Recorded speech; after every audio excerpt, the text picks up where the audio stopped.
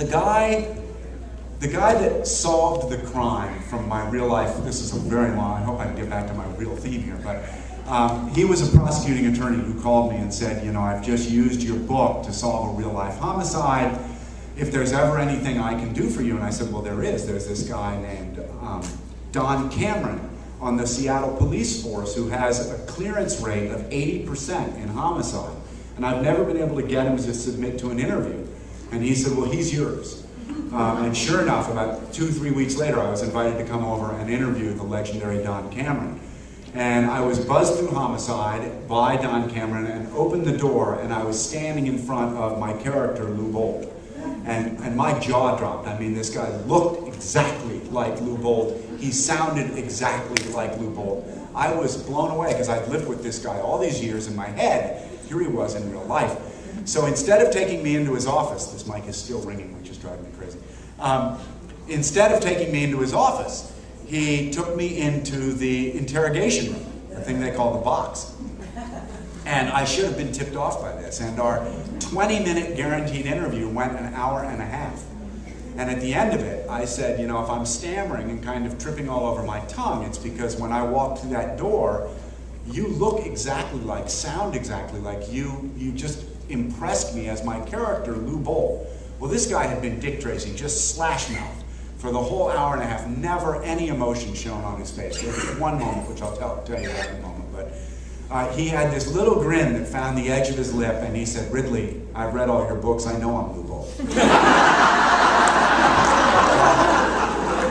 Well, one of the things that had led to this hour and a half instead of 20 minutes was, as I was talking to him, one of the things I've learned over the years of research interviews is I get my foot in the door, usually off a technicality. I send a piece of my outline, and I say, I'm going to write a chapter that involves, you know, a certain kind of warrant that you guys use. I'd love to come and talk to you about this warrant. Well, when I get there, I do. I talk about that warrant for 5 or 10 minutes, and then if I can soften the guy or gal up a little, I try to ask, you know, where did you go to school? When did you meet your wife? I try to get personal because I want to create real characters in my book. And as schizoid as we all are as writers, after many books, you've used up all your other selves. And you have to start getting your fodder from somewhere else. So I use these research trips in part to get more and richer characters. So I was talking to this guy, Don Cameron, and I asked him about his wife. And he teared up and said, I lost my wife to cancer. And, you know, it's been just a traumatic part of my life. And so we talked about that. And in the next book, I had Lou Bolt's wife get cancer. And I knew that within a book or two, she would solve this and come out living. And that was going to be my gift back to Don Cameron, was I was going to have his wife immortal and able to survive. So, you know, there are parts of these things that influence your writing. And I hope to the better. In my book, I married a Christian Scientist in real life. And so in my book, Liz Bolt becomes, it's never stated, but she becomes a Christian Scientist. And when the doctors fail, through her own faith, she heals herself. And it's something that Bolt is ever grateful for. He doesn't really understand. He's more of a scientific guy. Doesn't really even give credence to it. But he's really grateful she figured out a way to stay alive and remain in her life. So there are all these pieces of my life that orbit around, and I grab them and pull in because that's what I know. You know, and I know the feeling of a non-Christian Scientist marrying a Christian Scientist. I've since become a Christian Scientist since marrying my wife. Lou Bolt does not do that. But, you know, there are all these pieces of your life that you find the conflict. You know, life is about conflict. Fiction is totally about conflict. Everybody can't love each other all the time. So I'm always looking for that conflict. Long answers, I'm sorry. Now you do a very thorough outline. I found that authors kind of fall into two categories, either the ones that wing it or the ones that outline. Right. So when you say you do a thorough outline, what does that mean? Well, I do thorough outlines. I don't, you know, I don't promote that. I think that there are a million ways to write a book. And remind me in a second here to talk about Scott Farrell. I choose to write outlines, and in part it's because I still am in a publishing situation where what they pay me for initially is an outline. And then they pay me on the completion of the book, and then they pay me on the publication of the book in hardcover, and then on the publication of the book in mass market. So I want to make money. So, you know, the first step of that for me is that I have to deliver an outline.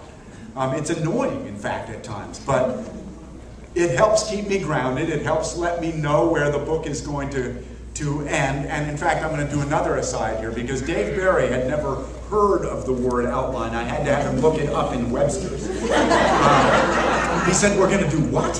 And I said, we're going to outline the book, and then we're going to figure out a way that two guys can write one book, because I have no idea how we're going to do this. And he said, I have no idea how you outline. And I said, well, you know, we will meet together for 5 days a week, and we'll just walk through the beats of the book. Where are we going? Where are the characters are going? How are we going to get there?